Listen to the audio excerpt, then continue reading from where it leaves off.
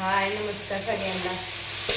चला माझं चाललाय स्वयंपाक छानाचा नवीन मसाल्याचा छान असेल डबा घेतला भरून, कारण की सारखं थोडं थोडं थोडं. आणि ही चालली घेवड्याची शेंग आणि पुरींची कशी चालली चंगळ मस्त अशी होय.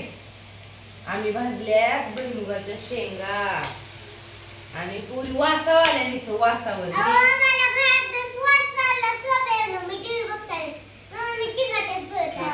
आणि आमचं चिवता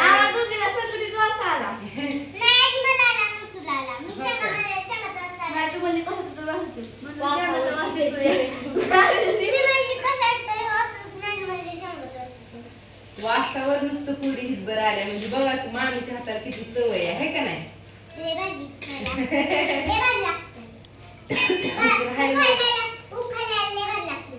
हो का एवढ्या आहे का अजून माझ्या दिरांनी दिलत्या एवढ्या उद्या धुवून स्वच्छ उकडतीवर तव्यावर तवा गच भरून भाजले ते छान अशा. म्हणलं ती परवा दिवशी दिलत्या येता तिकडून तर असू द्या म्हणलं काढा छान असा व्हिडिओ.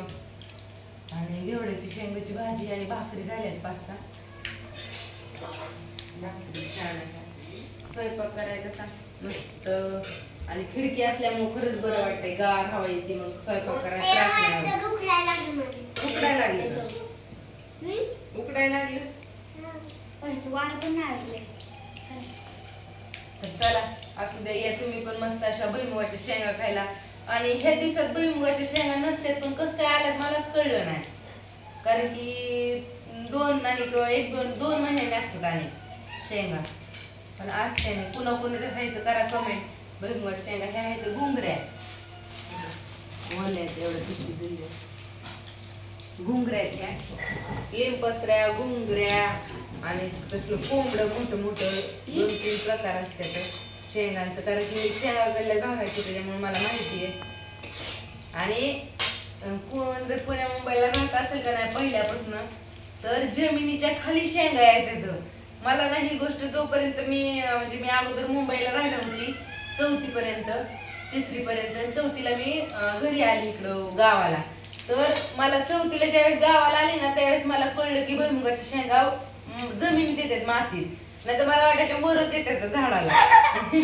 हो खरं खोटं नाही बोलत. आणि मग नंतर कळलं तर तुम्हाला पुन्हा माहिती की भुईमुगाच्या शेंगा खाली येतात ती करा कमेंट. आणि बाय सगळ्यांना या शेंगा खायला.